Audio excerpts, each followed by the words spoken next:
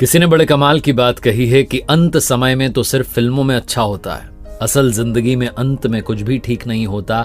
जो करना है अभी ठीक कर लो, क्योंकि अंत में तो सिर्फ अंतिम संस्कार होगा। मैं हूं आरजे कार्तिक। एक बड़ी छोटी सी कहानी सुनाता हूं एक प्रसिद्ध राजा की, जिसने अपने दरबार में बड़ा उत्सव रखा था। वो राजा वृद्ध हो चला था, लेकिन अभी भी सिंहासन पर बैठा हुआ था।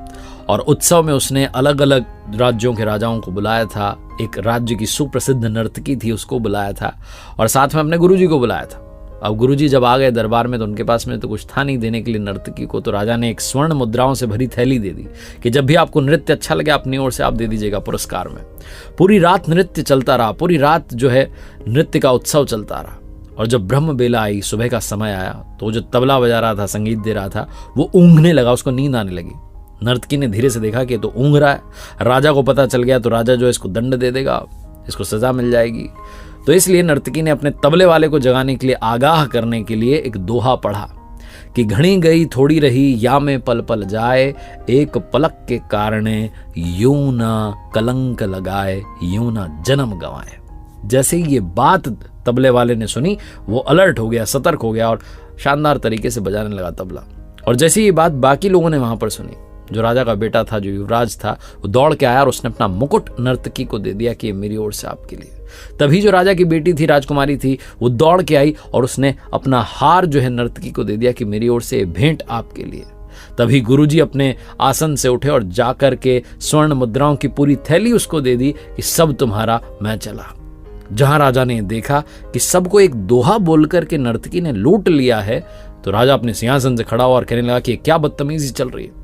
एक दोहा बोलकर के तुमने सबको लूट लिया, जिनके पास में जो कुछ सब देते चले जा रहे हैं, क्या चल रहा है। राजा उसको डांटने लगा। तभी राजा के गुरु ने कहा कि बस राजन, इसको कुछ भी मत कहिए। इसके एक दोहे ने आज मेरी आंखें खोल दी। मैं पूरी उम्र, पूरे जीवन तपस्या करता रहा, जंगल में, वन में रहा, भगवान की भक्ति करी, और आज आपके कहने पर यहाँ नर्तकी का नृत्य देखने लगा, नर्तकी को स्वर्ण मुद्राएं पुरस्कार में देने लगा। इसके दोहे ने तो मुझे समझा दिया कि घड़ी गई थोड़ी रही, थोड़ा सा तो जीवन बचा है, या में पल पल जाए, एक पलक के कारण यूं ना कलंक लगाए, यूं ना जन्म गंवाए। समझा दिया इसने मुझे, ये मेरी सबसे बड़ी गुरु। इसने बताया कि भैया थोड़ा सा समय बचा है, जाकर के भक्ति करो। तभी राजा का बेटा राजकुमार कहने लगा युवराज कि महाराज, आप इतने वृद्ध हो गए हैं पिताजी, लेकिन आप कुर्सी नहीं छोड़ रहे हैं, सिंहासन नहीं छोड़ रहे हैं। आज मैं सिपाहियों के साथ मिलकर के आपकी हत्या करने वाला था, लेकिन इस नर्तकी के दोहे ने मुझे समझाया कि घड़ी गई थोड़ी रही, थोड़ा सा समय बचा है। आज नहीं तो कल पिताजी तुम्हें कुर्सी सौंप ही देंगे, राजा तुम बन ही जाओगे। क्यों अपने पिता की हत्या का कलंक लेते हो? इसलिए मैंने अपना मुकुट इनको भेंट कर दिया। इन्होंने मुझे जीवन की सबसे बड़ी बात सिखाई। तभी राजा की बेटी बोल पड़ी कि पिताजी, आज मैं महावत के साथ भागने वाली थी शादी करने के लिए, क्योंकि आप मेरा विवाह नहीं करा रहे हैं। मैं विवाह के योग्य हो चुकी हूँ, आपको मेरी जो है चिंता ही नहीं है। लेकिन जहां ये मैंने सुना दोहा, तो मुझे समझ आया कि थोड़ा समय बचा है, आज नहीं तो कल पिताजी मेरा रिश्ता तय करा देंगे। इसलिए मैंने भी विचार त्यागा और अपना हार जाकर के इनको भेंट कर दिया। जब राजा ने ये सब सुना, तो राजा ने बिना देरी के अपने बेटे से कहा कि बेटा, इसी पल से तुम इस राज्य के राजा बनने जा रहे हो। बेटी से कहा कि बेटी, इतने सारे राजकुमार आए हुए हैं, जो तुम्हें पसंद हो उसके गले में वरमाला डाल करके अपना विवाह जो है सुनिश्चित कर दो। और राजा ने कहा मैं भी राजपाट छोड़ करके जंगल में जाऊंगा, तपस्या करूंगा, भगवान की भक्ति करूंगा।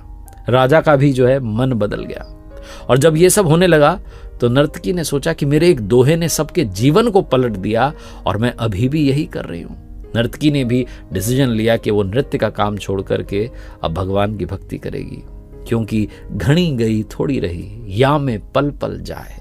ये कहानी राजा की, नर्तकी की, उनकी नहीं है, आपकी, हमारी कहानी है। हमारे जीवन में भी समय दौड़ता चला जा रहा है और थोड़ा सा बचा है।